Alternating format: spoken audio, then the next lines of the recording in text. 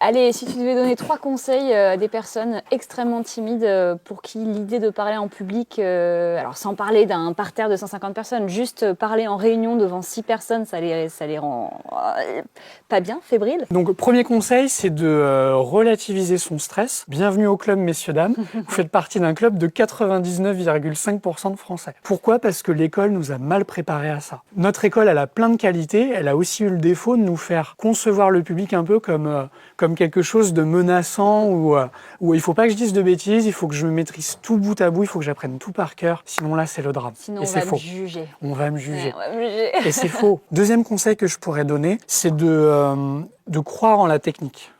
Notre culture s'est beaucoup méfiée de la technique, pour des raisons historiques et culturelles. Le Moyen-Âge, c'est l'Église qui gouverne. On voit les comédiens d'un très mauvais œil. C'est vulgaire et les comédiens sont rangés au même rang que les prostituées. Autrement dit, tous les gens qui apparaissent en public, et on tient ça de Rome, l'époque romaine, c'est des gens vulgaires. C'est des gens à oublier dans la société, à cacher. Autrement dit, quand moi j'accompagne des dirigeants d'entreprise qui doivent mettre un petit peu d'émotion dans leur discours, c'est un sujet qui est très difficile pour eux. Et ils ont tendance à voir la technique rhétorique, technique d'éloquence, comme quelque chose d'un peu fallacieux, d'un peu théâtral. Ouais. Et donc il y a un vrai travail d'acceptation de la technique.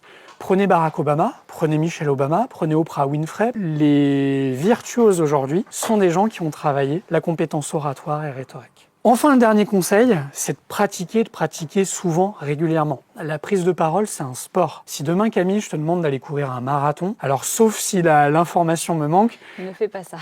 voilà, ça risque de piquer un peu si tu commences direct par un 28-35 km pour te préparer au 42. Donc on va y aller progressivement. La confiance en soi à l'oral, c'est pas un interrupteur sur lequel je décide d'appuyer. Demain, je me répète 3 mantras, je suis le meilleur et tout d'un coup, je vais éclabousser de mon charisme mes collègues à l'oral. Ça se passe pas comme ça. Ce serait beau. Ce serait beau. Autrement dit, chaque fois que notre public a l'occasion de prendre la parole au détour d'une bière, d'un barbecue, prenez cette occasion. C'est déjà un bon entraînement de l'acceptation du regard des autres sur soi. Donc, on fait confiance à la technique, on pratique souvent. Et pour conclure, comment on peut pratiquer ? Déjà, on peut écouter les meilleurs. J'observe, sur YouTube, c'est une mine d'or. Je regarde, j'écoute, j'analyse pourquoi ça marche, pourquoi c'est impactant. Je décortique. Ensuite, je peux facilement me filmer. Je prends mon petit téléphone, je le mets sur la bibliothèque et je m'entraîne à parler dans l'ancrage de la caméra. Okay. Et j'essaie d'improviser sur un thème, par exemple les oiseaux, la voiture. Et le lendemain matin, je regarde pas ça dans les 2 heures, sinon je vais beaucoup me juger. Le lendemain matin, je regarde ça au calme, la tête fraîche et reposée, et je vois ce qui fonctionne un peu moins. Et je peux commencer en regardant que l'image au départ. Comme ça, je suis moins transigeant avec moi. C'est dur de s'entendre. C'est dur de s'entendre. Ok, merci David. Avec grand plaisir, merci à vous.